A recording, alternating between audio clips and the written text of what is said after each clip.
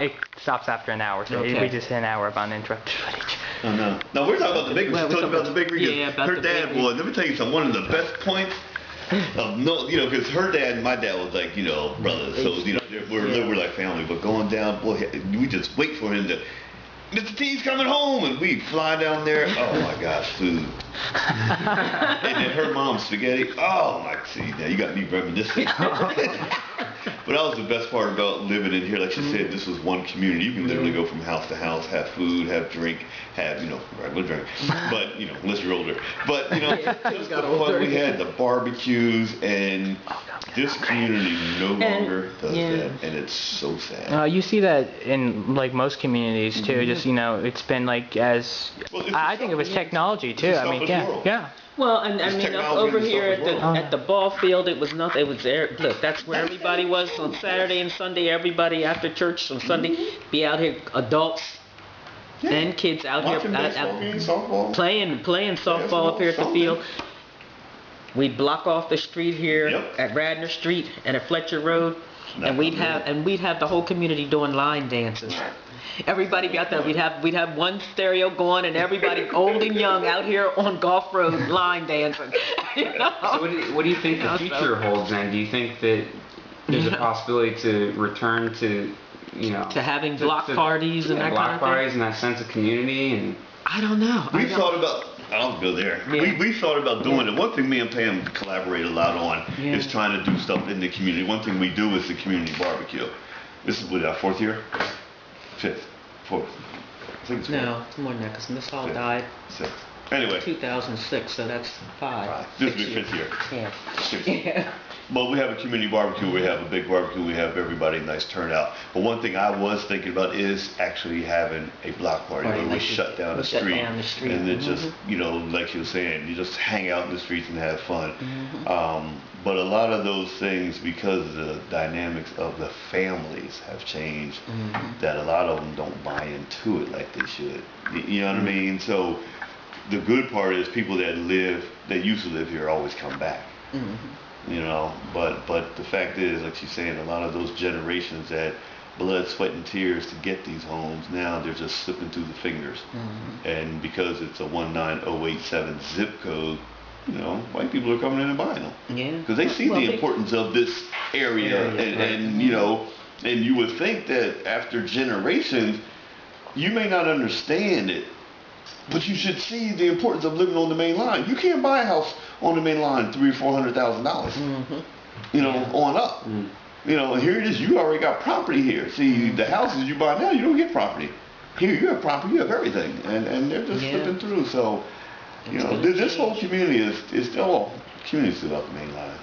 They're just changing, especially in the blacks. And you know what? The one thing we haven't talked about is the change in the churches and the influence they used to have in the 60s in our communities. Now they don't they have nil influence on the community and the development and the culture within the community. The churches were very vital in the 60s. Of course, that's where the civil rights movement came out of the black churches. Now you have, unfortunately, you've got leadership in the churches who are very, very selfish. It's about their own self-aggrandizement. It's not about helping the community, because a lot of them, they don't even live in the communities anymore. Before, the pastors lived in the community and were part of the communities that they served. Now they're just coming through, just passing through. So they don't develop that kind of attraction, relationship with the community. So they come in, they do their time here, get their money, whatever their goal is, and then they're out. It's so contradictory to their ideals. Well, typical example, this building, when we first tried doing this, the church I grew up in went to First Baptist. They didn't really support this. No. And they still don't. And they still don't. When we have the barbecue by the church, couldn't even use the bathroom. They wouldn't let us have the bathroom open during the community barbecue in the Macy B. Hall Park. They wouldn't let us have that. And this is a free barbecue. everything's Yeah. free. We have live music, moon bounce, big huge Things tent, going, and you know right. what? You know what's really contradictory is that we went out and got funds to have a big huge tent with tables and chairs, but we couldn't use their bathroom. But yet, because they had their family and friends day the next day, right. they asked us could we leave the tent up so they can use it. Exactly. I have a hard time wrapping my mind Yeah, around that's all kind of- Yeah. Well, we did it, though. We did. As I said to Kevin, Pam, see, this is my baby here. Pam used to tutor me, so we can go into a whole new lecture on that one. But she's my voice of reasoning, because see, I'm kind of a hard head, and you know, God's still working on me. But when I get, like you're saying, you know, don't tell me about God and being a Christian, but yet, you know, here it is, you got stuff in the community and you're not even involved. You know what I mean? And here it is, we're coming to you to partner. So we wanted to partner with them, but they, you know, for whatever reason. But anyway, she was my voice of reasoning with that It one. really is. Yeah. It's sad. It's surprising, but it's sad. and it's even to the point I said to Kevin, okay, they're going to have their family and friends. Okay, when I send out the flyers, I will make sure that everybody, and I will, during the picnic, make sure the barbecue, make sure everybody knows to come back to church tomorrow for the family and friends, you know, and for the reunion at the church of those, you know, who were born and raised here in Mount Pleasant. You know, and never heard. I never heard a thank you from the church. I mean, you know, not that you expect anything, but the point is we're trying to partner with them and to get them to get their buy-in that this is a community. And they're not receptive. And they're to it at not all. receptive to it because they don't live here. I mean, that's my take on it, because they don't have the investment in Mount Pleasant. They didn't grow up here. You know, they can't. They're outsiders who want to remain outsiders. It just reminds me of like at high school or something, or even college, cliques. You know. Yeah, That's exactly what it is. yeah, exactly. That is that's what it is. exactly That's what it is. Yeah. Exactly. See, I'm sort of a renegade, because growing up in that church, I tried to do the best. But see, I lived in California for many years, so when I came home, I went back to church and I went to a business meeting. I'm like, the expenses that were being paid to not only the pastor, but I questioned, like, why are you building a deck on the pastor's house? You know what I mean? Our tithes and our money, our donations are going to his house to pay for his Mercedes, to pay for a janitor when he used to volunteer and just clean up. You know, all those things. So when I questioned, I got kind of blackballed. You know, they were upset with me, and a lot of them was my family. But you know, I'm sorry. Right's right and wrong's wrong. And I, you know, so I don't know whether it's because of that, but to me that was my eye opener to the politics of religion. Yeah. Versus doing God's work. Well, Two and different also things. understanding that religion has, that the churches have now become very organizationally business. structured. Mm-hmm. You know, and they function as an organization, and yet they still want the aura of being connected to a higher power. You know, and it's not the same. We grew up in an era where the churches, the pastors, they would spend their last dime, you know, for the church, to give to the church and to give to the community. If somebody didn't have any food or anything, they would go buy food or get or beg food or whatever to feed a family. You won't have a pastor go out and sit in front of the steak store like Sister Jackson would do. Sit in front of the steak store, sit in front of the Penn Fruit Market, and to beg for, remember that? Remember Penn Fruit in Stratford? And beg for money, you know, to help the poor people in the community. You don't have that anymore. Everybody thinks, well, let the government help them. They don't think in terms of, we can do that as a community. We can work together and we can make sure that nobody's hungry, that people are clothed, that they have electricity, that they have heat. And nobody, I mean, back in the day, you know, they would have, you probably heard them have rent parties. Yep. They'd be playing cards and selling chicken dinners and, you know, everything to pay the rent. You know, and that was normal in the community. Today, you don't have that kind of coming together. You know, that, and people are, they don't want to say that they have a need, as opposed to we grew up here in Mount Pleasant, where if you had a need, everybody knew it and everybody pitched in to help one another. but you don't have that kind of cohesiveness. And that was, again, it was all then the church would help and would be the conduit through, for all of this self-help and community solidarity. The church was a conduit for that, and no longer is. It doesn't serve that purpose. I think that's what helped us, and I know me personally, just growing up around that environment. For me to come back and give, it's like a no-brainer. You know what I mean? It doesn't do anything, and then, like I said, once me and Pam reconnected, even though we've always kind of been around, but through our, the love and Miss Maisie B. Hall, you know what I mean? Just, for me, I just think back of what she did, what Pam did, what so many other people in this community has done. My mom, a lot of people worked in this community. A lot. So to sit back here and give back, it's a blessing. And, like you said, it's surprising, but for me, it just saddens me to the core to see people that so many people have helped. All that potential. Yeah, so many people have helped them to rise, and some of them rose, and they got what they got, but then they don't come back and they don't do nothing. They don't do nothing to help, and it's sad. And when I look at that, and I look at my community, I walk around the streets and I try and talk to people and talk to their kids, and why this is family members? Our family members curse me out. Curse me out because I'm trying to help their child, which we don't get paid. Or they come at you and they come at you, oh, here she goes preaching. Yep. Yeah. That's here the she biggie goes there. preaching. Yeah, preaching. And it's like, no, it's not we're not preaching. We're telling you Trying what's going on out there in the world. The kids, if these kids don't grab hold of not only the possibilities and the limitless potential that's inside them. We took the kids down there. Me, 3 kids. We had a long talk about, number one, Jaden Bird. We had to talk about God. Because he went to a Pentecostal church and the Holy Spirit scared him. So we were talking, he was asking all these questions. I'm like, whoa. But they were all, it's they're like looking, but they don't know where to. Well, they were tripping going over the bridge. Wow, we're going over the bridge. See where we're going? Bridge? 95 bridge. But that's the limited, the barriers that their mind is in. Yeah. You know what I mean? They're not used to going outside of here, or if they do, it's like late night making a run. You know what I mean? Versus going out and actually having some fun, going to museum, going to the parks, simple stuff. And it's like there's all this opportunity, yet there's this great disconnect. It is.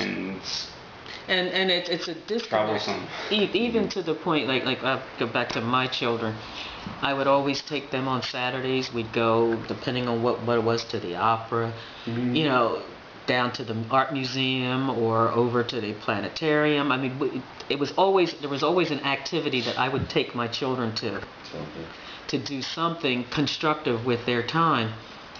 You don't find parents that do that. Not at all. They don't do that. They don't spend any quality time with their kids. I mean, my kids, they've been going to Disney with I don't know how many times I've taken them to Disney World every other year. They go to Disney World. And I never thought about it, but then there are other kids, when I took my nieces, they were like, wow. Because they'd never experienced anything like that, and it's like, well, just the idea of a vacation. Just going to Disney World. A lot of them don't even vacation. Summertime, they sit around and walk around the streets. Sleep in late, eat, play games, stay up all night. Yeah, and to have never been on an airplane. Things that I take for granted, that my kids take for granted, but to not be not having gone on an airplane, not even have the concept of going to the airport. I said, oh, just go. And that's another thing too, which is another aside, but you used to be able to take your kids, which I would do. Just go down the airport and watch the planes come and go. I used to love to do that. Go over to Willow Grove to the base, and it's like, but planes coming over. My grandfather used to take my dad to the bases around here, and my dad to this day still loves planes. In fact, we live underneath the flight route going into Philadelphia International. In New Jersey. Where you lived. So what me and my dad both love flying, so we both sit out. We're having football catch or something. Well, every time a plane goes up, we'll look up and we'll both try to guess the airline and plane. It's hilarious. I mean, my dad's been taking me flying since I was a kid. I love flying. I mean, see, that's what happened to my brother. He got caught up with going places, going things. And my dad would take him out to Coatesville or to Philly, whatever. Now he got his degree in aeronautical engineering. And what is your brother doing? Johnny. Every time I see that helicopter that's also the plane, I think of Johnny designed that. That Johnny designed that. Yeah, he actually designed the plane that Boeing got hold of when he was in high school. Yeah. He was on TV. He was super sharp. But The Osprey? Huh? The Osprey? Yeah, his brother did that. Your brother designed the V-22 Osprey? Well, the they went a lot further, but the prototype was Johnny. Johnny did that. It's like the most revolutionary aircraft. Right, exactly. Yeah, Johnny did that when he was in high school. No way. Yeah. No way. Really? Yeah. Get home. Yeah, he went to MIT. They wanted him right out of high school, out of but college. he went to MIT and he did aeronautics and he actually bought an airplane. He had an airplane. This is how crazy he is. He was out in Arizona or somewhere flying around, and he looked down. Ooh, I'm out of gas. Oh my God. So he's a glider. He glided into it. This is what he said. This is how he said it. Yeah. I just realized I was out of gas, so I just turned the engine off and I just glided down. And I landed this thing, and there was a restaurant there, so I went there and ordered me a hamburger and French fry. While we waited for gas. And I'm like, you know what I mean? But yeah, he wants me to ride with him. Yeah, okay. It sounds like there's no panic involved. I mean, to get out, first of all, then you think about it. In the desert, some little restaurant, here comes a plane, lands. Black guy hops out there and walks in there and gets the orders of hamburger. You know what I mean? I'm like, actually, it might not have been hamburger because he was a bit. I don't know if he's a vegetarian. He's a vegetarian. Yeah. But anyway, that all came from being introduced to something other than just hanging out. Right. The importance of education, and that was his, starting point. I mean, he studied astrology. I mean, we used to call him the professor, because he just knew, you asked him a question, it wasn't too much he didn't know. And, but there's so many that came out of Mount Pleasant like that. Who had the potential and didn't do anything with it. And then again, that to me was Conestoga's fault, that they did not push these kids who had the potential. Johnny had the potential and he went ahead, I went ahead, a few other people, we just went ahead. With whether Conestoga, whether the administration was behind us or not, we didn't take no for an answer. We said, okay, we did what we had to do in order to get where we wanted to go. But too many of the kids are today, they don't have what we had, which were the people who would be behind us outside of the administration, who were pushing us to move forward. And to not let all of the naysayers and people who say, well, you can't. No, I can. And I think that's happened now, that you have these kids who can't eat, who no longer dream, and that's what makes me very sad, that they don't even dream. There's nothing that you ask them, okay, what do you want to do? What do you, when you watch TV, well, what do you think? Is that something that you want to do? Well, what do you mean? And, it's like you can't get them to even verbalize any thoughts about their dreams and their goals and their hopes for the future. What kind of mother do you want to be? What are you talking about? Right. What kind of father do you want to be? I mean, there's no planning, no thoughts whatsoever. And I wasn't like that, so it's amazing to me. How could you not have thoughts? How could you not have dreams? How can you not have plans? I mean, I'm 63 years old, and I'm still planning my tomorrow, and I'm still looking forward to change, and that's a difference too, because a lot of people in my generation aren't looking to change, and I'm like, why not? She looks good too, doesn't she? Tell the truth. Why not change? And the sour, the man talk. Okay, Kevin. But at any rate, I don't know. He's still that little kid that is still. I'm gonna smack him. Oh man, I can help it. I remember when I first came home, we used to have a crush on Pam. And yeah, now I'm really going somewhere. We used to have, because she was one of the fine honeys in the community. So we was like, ooh, there she goes. And me and Fuzzy, her brother, man, really much is a little Fuzzy, Stinky. Oh, I'm naming nicknames. Yeah. You know, Carl, Craig, and everybody. But, you know, it's like, you know, there were so many of the older ladies that was just like, ooh, as a young boy, you know what I mean? So growing up, so then I, you know, she goes her way, I'm going my way, all go ways, and all of a sudden we come back home, I said, good boy, like, what up, but you know, because of the familyness of it, you know you couldn't really go there. You know what I mean? And but you know, but as far as you know, and you just look at so it was just, I mean, but those are the things that Mount Pleasant embedded in you. You know, just the fact that you can be happy and have fun and not get caught up in society's bullcrap that put them limitations that just, they're not really there. You know what I mean? The freedom, the freedom to imagine, to think, and have fun. You know, I mean, there's no way, number one, she would even be looking at me. But, you know, just your imagination, and not that it's always that whole quote-unquote sexual thing, but just the fact that, you know, you can say that I'm okay that I can look at the opposite sex and know that, because that goes further, that goes to the self-esteem. Yeah. You know what I mean? If you got low self-esteem, you ain't even gonna think that you can even begin to talk to anybody. Yeah. You know what I mean? And there's so much that came out of Mount Pleasant that just goes in you. And it's just, a lot of it just comes so natural. I'll go to different places, I'm sure you've been, and people don't have that Mount Pleasantness thing. And, well, they don't have that sense of their own personhood. Yeah, there you go. They just, people are just caught up into being whatever somebody else is. So being the you know, it's like I tell my nieces, well, they've got this, that, and I said, well, so you're dressed like everybody else, so where's your individuality? That's not showing me individuality when you look like the other kids. It's like that at Cabrini too. Is it? Yeah. You know? Like, why do you have long hair? Like, well, I can be different. I can be different. Yeah. You know what I was growing up? What? I was a black hippie. Really? I had the afro. I used to wear the tattered jeans, barefoot. But I like rock. Yeah. My kids look at my pictures in the 60s. Exactly. Look at Angela Davis. Yeah. This afro way out the ear, but so you know, you get to be who you are. You do. People dictate who I am back then, and man, you a white boy? Why? Because I was in good grades. You know what I mean? I was a white boy because, you know, I did not. No. And that's another thing. My kids would get that when I would send them away to camp every summer. They'd go away for 2 weeks to summer camp. I remember those days. And when they went with the black churches to summer camp, and their kids from the inner city and whatnot, and they said, your kids, they talk white. Yep. What's talking white? What's that mean, talking white? What does that mean? So then I sent them, it was just too much with them going to the black summer camp, so they started going to the Mennonite camp. And my kids loved that better than they did going to the black camp. They said, because they didn't have all that stress and having to prove they are black. Right.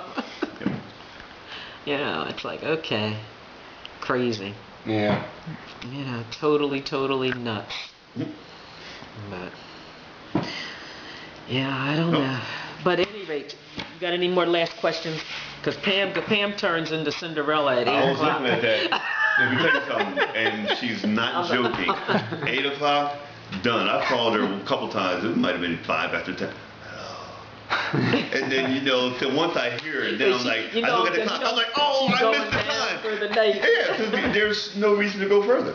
You just, okay, man, I'll talk to you tomorrow. Love you. Because I like I said, I'm up at 4 in the morning. I'm working. At 4 in the morning, I am working. I'm on with somebody in Europe. I don't blame you. Yeah. So. If I had to be up that early, I'd be in bed at the exact same time. 8 o'clock, 9 o'clock, I'm done.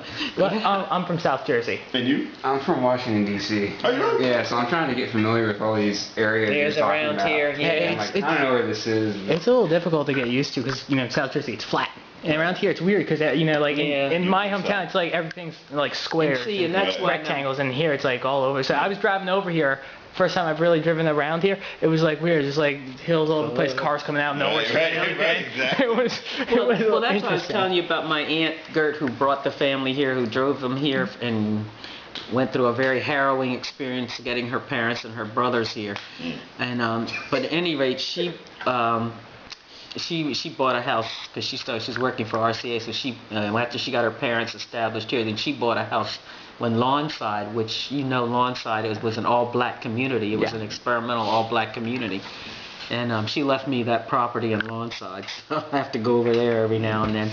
But you know, it was, in fact, Aunt Gert. I didn't even know she was that kind of person. I mean, I just knew her as Aunt Gert. But when she got sick and she was dying, all of these New Jersey politicians, she pretty much ran the Democratic political machine in South Jersey. Nobody got on office or elected unless she gave approval.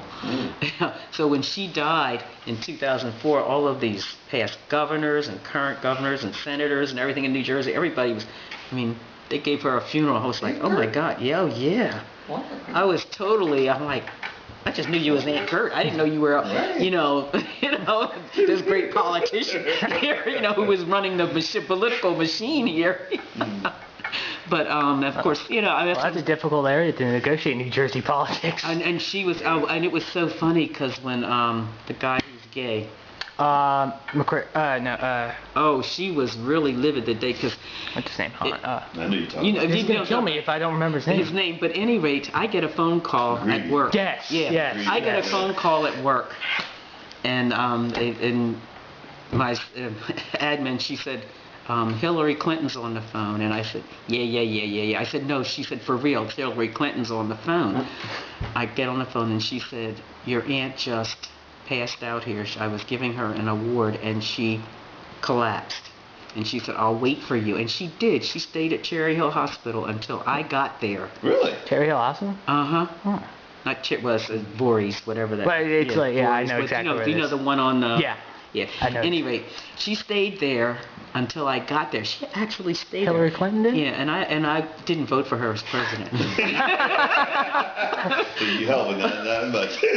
But I was so impressed the fact that she stayed with Aunt Gert until I arrived at the hospital, which I was working in Bridgewater, New Jersey, so that took me like an hour and 15 minutes to get from Bridgewater down to Voorhees to the hospital. And she stayed, and and she said, she was giving her an award for her service to the Democratic Party for over 50 years of service. And I have pictures of Hillary giving her this award, and then she collapsed like 2 seconds after the picture was taken. Wow. Yeah, she had a stroke. Yeah. But at any rate, she was 93. But it gave me a lot of respect for Hillary that she actually, because she could have left an aide there. Oh yeah, it's something you do not see in politics. Exactly, and she stayed. She had that much respect for her that she stayed. But when Aunt Gert woke up the next day, the first thing she said, that boy, it came up on the news about him being gay and whatnot, and she said, get him on the phone. She said, I got to tell him how to handle this boy. He's not, she's going on, and it's like, Aunt Gert, calm down, you're going to have another stroke. Calm down. I'll get the phone for you so you can call them and you can start figuring out, doing all of the damage control, start working damage control. And she's 92 years old and doing damage control politically, to try and save the party and salvage and figure out what we're going to do and how we're going to position this. And she did. I was like, I didn't know she was that involved. She's just your aunt. You love her. You don't know what she does every day. And here come to find out she was that, heavy a person. Yeah, and it's like my daughter, who's number one, she's Dr. Wendy. At any rate, she says she doesn't have any common sense, though. Even though she's a PhD, she doesn't have any common sense. Love her to death. Exactly. Wendy is just a brainiac. But at any rate, she says, okay, so how do I get a street named after me? Like Aunt Gert, how do I do this? But And I say that after Aunt Gert died, and then I had Miss Hall was living with me, and she was 103, and I just look at them and I say, oh my God! I said, these two women achieved so much in their lifetime, and all I did was go to work and raise kids, Which is so horrible. No, but still, in comparison to what they did, you know, it's like, I mean, that was a generation before me. Hello?